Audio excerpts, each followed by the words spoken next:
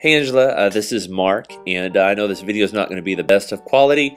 I just used a regular digital camera. So the purpose behind penultimate for me and for my boss was I work as a tech coach, an ESL tech coach for the District of Nashville, Tennessee, and I work under Nicole Chaput-Gazani, who's the executive director of the ESL or ELD department.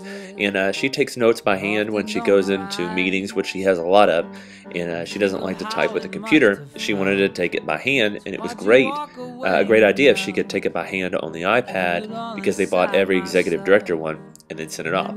So here's just a couple examples of some things I think could help.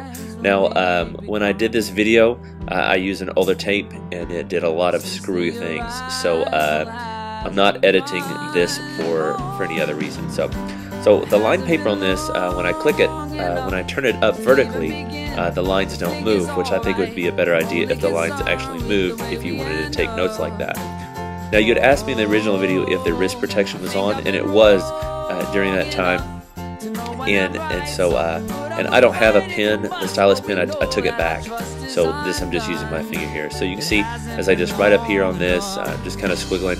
You can see down here I still have different jots and everything like that with it. So I don't know anybody who hovers their hand above a writing pad when they write. And I know if I 3-tap and turn that zoom feature on, then I can move, and I'm just going to write a couple things here.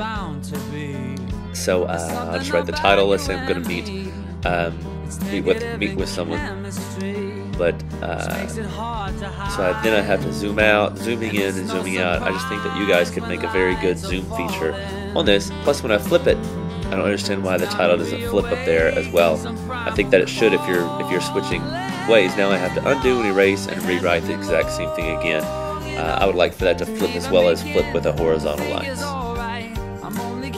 Now, the zoom feature that I think you guys could do is have a little icon right above that just click. It would be like a zoom and lock. So then I would just line out, and then it would zoom into that particular box, and it would lock on that.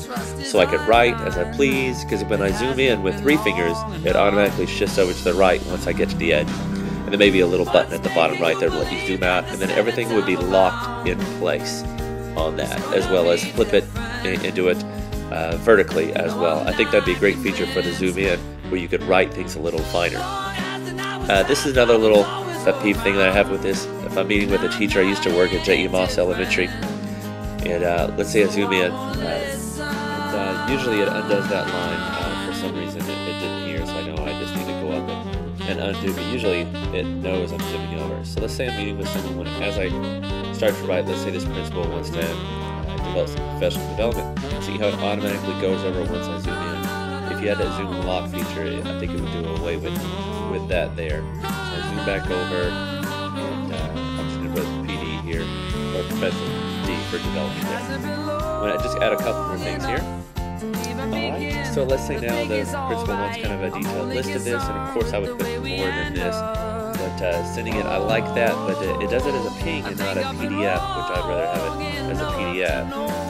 Sorry, that was my cell phone ringing. So here's the printout of that particular letter, of which I would not send to a teacher, because it's huge. I'd rather write with a felt tip marker on a piece of construction paper. So anyway, those are my ideas.